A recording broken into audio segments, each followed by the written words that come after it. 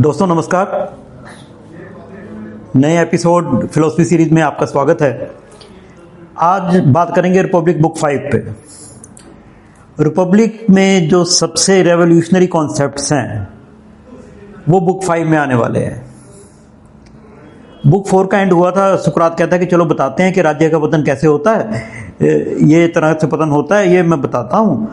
तो इतने में क्या देखता है कि पोलेमार्कस एडिमेंटस के काम में कुछ कह रहा है। पोलेमार्कस वही व्यक्ति है जो प्रेयस से सुकरात को कहता है कि मेरे घर पे आओ। इनवाइट करने वाला भी वही था। अब जो अगली रेवोल्यूशन लाने वाला है वो पोलेमार्कस का ये क्वेश्चन है। तो एडिमेंटस कहता है इसको छोड़ दें कि पूछें इससे। तो जब सुकरात सुनता है कि छोड़ दें कि जाने दें, मार दिया जाए कि छोड़ दिया जाए, ऐसी बात तो सुनता है, कहता है किसको छोड़ दिया जाए? बोले तुम्हें। बोले क्यों, ऐसा क्या किया मैंने, मेरे पे इल्जाम क्यों लगा रहे हो? बोले एक बड़ा इंपॉर्टेंट चैप्टर है जो आपने छोड़ दिया पूरा, कि ये जो आपने शहर बनाया है उस शहर में महिलाओं की या स्त्रियों की क्या भूमिका होगी। तो सुकरात थोड़ा हेजिटेट करता है, बोला मैं ये तूफान लाना नहीं चाह रहा था। पता नहीं आप क्या सोचोगे मेरे बारे में अगर ये तूफान मैंने ला दिया। तो ग्लोकन वगैरह उसको तसल्ली देते हैं कि कोई तुम चिंता ना करो, तूफान लेके आओ, हम संभाल लेंगे। तो सुकरात कहता है कि आपने पूछा जो गार्डियन महिलाएं हैं उनका रोल अलग होगा या सेम होगा गार्डियंस की तरह, ये क्या, यही क्वेश्चन है? हाँ जी यही क्वेश्चन है। बोला आपने कभी कुत्तों में देखा है कि सेक्स के बेस पे रोल में कोई फर्क आता हो, कि ये खाने का इंतजाम करेगी, वो शिकार पे जाएगा, ऐसे कोई रोल डिवाइडेड होते हैं? नहीं, डिवाइडेड तो नहीं होते हैं। तो फिर गार्डियंस में रोल क्यों डिवाइड करने हैं? तो फेमिनिज्म का पहला सपोर्टर प्लेटो है। पहला तूफान जो लेके आया वो प्लेटो लेके आया फेमिनिज्म का। पहली वेव है फेमिनिज्म की, दो और वेव्स लेके आएगा इस चैप्टर में, इस बुक में, 5वीं बुक में। पहली वेव लेके आया, पहला तूफान लेके आया फेमिनिज्म का, कि दोनों की भूमिका बराबर रहेगी, चाहे मेल है चाहे फीमेल है, क्योंकि सुकरात को बायोलॉजी से फर्क नहीं पड़ता, शरीर तो वस्त्र की तरह है उसके लिए, और आत्मा को कोई रंग रूप है नहीं, कोई सेक्स है नहीं। तो कहता कि कोई फर्क नहीं है, दोनों की ड्यूटी सेम रहेगी। मुझे पता है कि ये आसानी से तो नहीं लेंगे लोग, इसको आसानी से नहीं लेंगे, तो क्या करेंगे? बोला हम उनका सामना करेंगे, इन तूफानों का सामना करेंगे। रातन दरू साहब का शेर भी है ना, कि तूफानों से आंख मिलाओ, सैलाबों पे वार करो, मल्लाहों का चक्कर छोड़ो, तैर के दरिया पार करो। तो कोई शॉर्टकट नहीं बताने वाला है, वो पूरा कैसे तैर के, जब भी ये चैलेंज आएगा, कोई पूछेगा उस चैलेंज को कैसे पार करना है, वो सारी डिस्कशन इस डायलेक्टिक में मिलेगी आपको।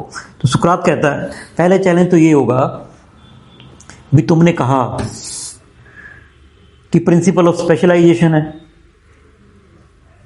हर व्यक्ति अपनी नेचर के हिसाब से काम करेगा।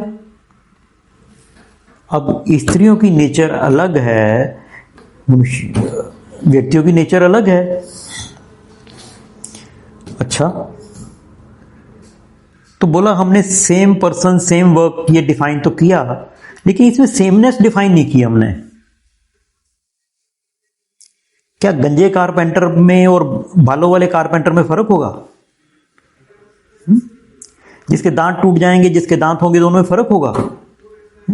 बायोलॉजिकल डिफरेंस से सेमनेस खत्म हो जाएगी क्या?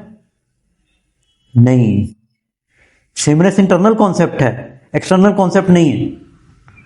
इससे इस तरह हम जवाब देंगे, ठीक है, ये जवाब हम दे देंगे। दूसरा चैलेंज आएगा, दूसरा चैलेंज ये आएगा कि सिविल सोसाइटी में रोल होते हैं। उस वक्त की जो ग्रीक सोसाइटी थी उसमें महिलाओं का रोल था कि घर में रहें, सब्जियां बनाएं, खाना तैयार करें और उसके बाद बच्चों का देखभाल करें। ये ग्रीक सोसाइटी के रोल है। तो सिविल सोसाइटी को हम क्या कहेंगे, किन के रोल हैं? बोले सिविल सोसाइटी को हम ये कहेंगे कि कैपेबिलिटी दोनों में है। जो गिफ्ट मिलते हैं नेचर से वो सेम है। कुकिंग का गिफ्ट ऐसा नहीं है कि सिर्फ स्त्रियों को मिला है, पुरुषों को नहीं मिला है, दोनों में है। इंटेंसिटी अलग अलग हो सकती है, ट्रेनिंग अलग अलग हो सकती है, लेकिन गिफ्ट दोनों में आता है। शू मेकिंग का भी दोनों में आता है, वार का भी दोनों में आता है, तो कोई इसमें दिक्कत नहीं आनी चाहिए। तो ये काउंटर दोनों ऑब्जेक्शंस का कि स्त्रियों का रोल हो, फेमिनिज्म को पास कर दिया। अब सुकरात कहता है लेकिन जो अगला तूफान में लाने वाला हो ना वो और भी बड़ा है, अगली वेव और भी बड़ी है। पहली वेव थी फेमिनिज्म की, दूसरी वेव है कम्युनिज्म की। आज से मतलब 2500 साल पहले कम्युनिज्म की बात कर दी है। कार्ल मार्क्स तो बाद में पिछले 200-250 सालों में इसकी बात हुई कम्युनिज्म की, लेकिन ये रचयिता है कम्युनिज्म का कि गार्डियंस का प्रॉपर्टी नहीं होगी, कोई संपत्ति नहीं होगी, सोना चांदी पैसा ऐसा कुछ नहीं होगा उनके पास। ये तो पहले डिफाइन कर दिया। अब ये कह रहा है गार्डियंस का अपना परिवार भी नहीं होगा। जो बच्चे हैं, जो स्त्रियां हैं, वो कॉमन है। अब ये आइडियाज जो हैं रेवोल्यूशनरी भी हैं, और कुछ लोगों ने इन आइडियाज की जो इंटरप्रिटेशन है, जैसे कार्ल पोपर जैसे जो लोग हैं, उन्होंने कहा कि सुकरात ओपन सोसाइटी का, सुकरात या प्लेटो जिसने ये डायलॉग लिखे हैं, ओपन सोसाइटी का सबसे बड़ा दुश्मन है। उसने सुकरात के आइडिया दे रहा है कि हम चाहते हैं गार्डियन सबसे स्ट्रांग हो, तो हर साल एक ऐसा फेस्टिवल होगा जिसमें एक पैनल सेलेक्ट करेगा कि कौन से कैपेबल गार्डियंस हैं, सबसे कैपेबल, और गार्डियन मेल्स कौन से मोस्ट कैपेबल गार्डियन फीमेल्स हैं।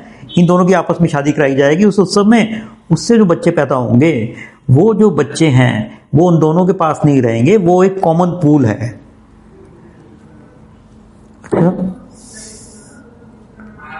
बोला इसकी इंटेंशन मैं समझाऊंगा बाद में, अभी आइडिया को सुन लो। कुछ लोगों ने सिर्फ आइडिया को सुना है, इंटेंशन को नहीं सुना है। इंटेंशन पे अभी 2 मिनट में आते हैं इस पे। आइडिया ये है कि बेस्ट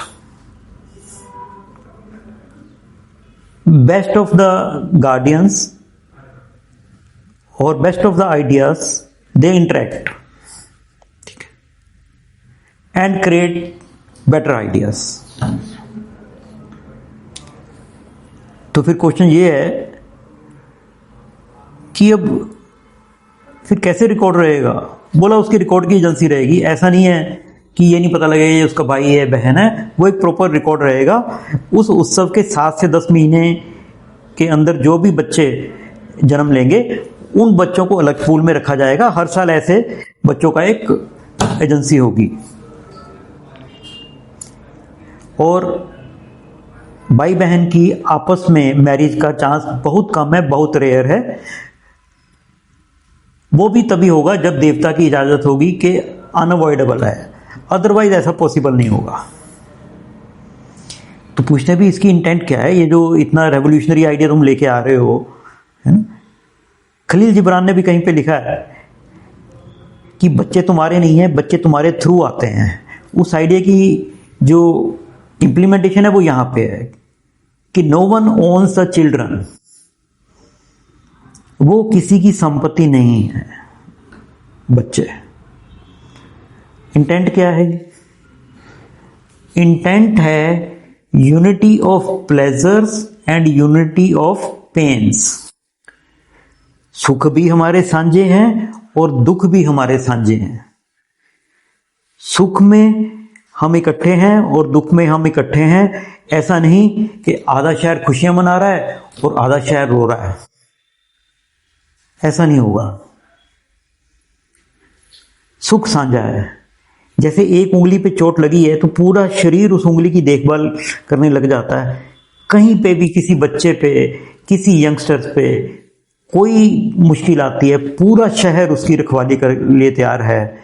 क्योंकि मैं और मोरते माया, क्योंकि जो माया का चक्कर है वो मैं और मेरे से ही है। वो मैं और मेरा तो यहां पे कुछ रहेगा नहीं।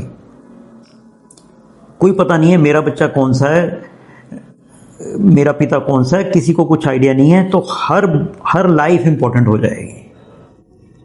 हर लाइफ की पेन हमें महसूस होनी शुरू हो जाएगी।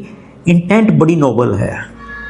इंटेंट है कि unity of pain and unity of pleasures, इसमें बंटवारा ना हो जाए। दुखों में और सुखों में जब बंटवारा हो जाए, जो इनइक्वालिटी है, किसी की खुशी किसी का गम बन जाए, किसी का गम किसी की खुशी बन जाए, इससे बड़ा नाश तो किसी शहर का हो नहीं सकता ना। तो कह रहे शहर को बचाना है तो unity of pleasures, unity of pains है।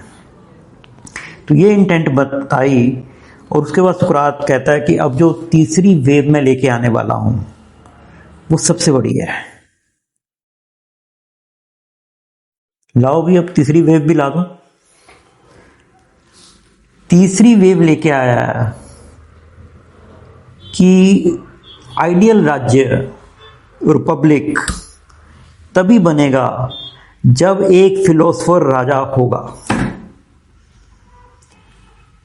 इस रिपब्लिक का राजा एक फिलोसफर होगा। वही आइडियल सिटी है, वही यूटोपिया है। तो ग्लोकन कहता है ये आइडिया भी किसी को सुनाना मत इसका, क्योंकि किसी ने भी सुन लिया तो उसके हाथ में जो भी शस्त्र आएगा ना, तलवार आएगी, चाकू आएगा, तीर आएगा, जो भी आएगा उसको लेकर तुम्हारे पीछे भाग जाएगा। बोला मैं बताता हूं इसके बारे में। तुम्हें याद होगा हमने कहा था कि जो गार्डियन है वो कई तरह के टेस्ट लेके निकलेंगे। उनकी इनिशियल एजुकेशन म्यूजिक से सोल की एजुकेशन हो गई, जिम्नास्टिक से उसकी बॉडी की एजुकेशन होगी, उसके बाद उसके 3 टेस्ट होंगे। देशभक्ति का टेस्ट होगा, सेल्फिश है कि देश के लिए है, उसके बाद उसका इंड्योरेंस का टेस्ट होगा, उसके बाद उसकी टेम्पटेशन का टेस्ट होगा। ये सारे टेस्ट होंगे। लेकिन राजा बनने के लिए एक टेस्ट और होगा। वो क्या टेस्ट है भी? उसको गुड का पता है कि नहीं पता। अच्छा, ये गुड क्या है? समझो इसको, बात को। पहले तो ये डिफरेंशिएट करो कि नॉलेज और ओपिनियन में क्या फर्क है। तो सुकरात ने नॉलेज और ओपिनियन के फर्क को कहा है कि जैसे एक रात है फिर दिन है। दिन अपने आप में रात भी है और रात अपने आप में दिन भी है, क्योंकि रिलेटिव हैं दोनों। अभी 100% लाइट है, फिर 90% लाइट रह जाएगी, फिर 20% रह जाएगी। एब्सोल्यूट डार्कनेस, एब्सोल्यूट लाइट, ये तो किसने देखा नहीं। रिलेटिव है, चाहे 0.5% तक देखा है, पूरा डार्क कहां देखा। तो जहां तक आपको रिलेटिव की नॉलेज है वो नॉलेज नहीं, वो ओपिनियन है। जब मैं कहता हूं कि अंधेरा हो गया तो ये एक अंधेरे को मैंने जाना नहीं है, मेरी ओपिनियन है। जब मैं कहता हूं रोशनी है, वो मेरी ओपिनियन है, क्योंकि अभी मैंने रोशनी को जाना नहीं है, रोशनी को समझा नहीं है। जब मैं कहता हूं कि ये फूल सुंदर है, ये चेहरा सुंदर है, अभी सुंदर को मैंने जाना नहीं है। सुंदरता फूल में आई है, इसमें चेहरे में आई है, किसी कुर्सी में आई है, किसी टेबल में आई है, लेकिन अभी सुंदरता को समझा नहीं है। जब तक सुंदरता को समझा नहीं है तब तक वो मेरी ओपिनियन है। जब मैं सुंदरता को जान जाऊंगा वो नॉलेज बन जाएगी। जो चीज़ मैनी में नज़र आ रही है लेकिन उसका वो एक जो मैनी में रिफ्लेक्ट हो रहा है, उस एक का जब तक समझ नहीं आएगी तो गुडनेस की समझ नहीं आएगी। राजा वही बनेगा जिसको गुड का पता होगा। तो यहाँ पे 5th बुक खत्म होती है। अब राजा कौन बनेगा, राजा में क्या क्वालिटी होंगी, जो इस बुक का हार्ट है, बुक 6 और बुक 7, उन पे बात बुक 6 पे अगले एपिसोड में करते हैं। अपना समय देने के लिए बहुत बहुत धन्यवाद। नमस्कार।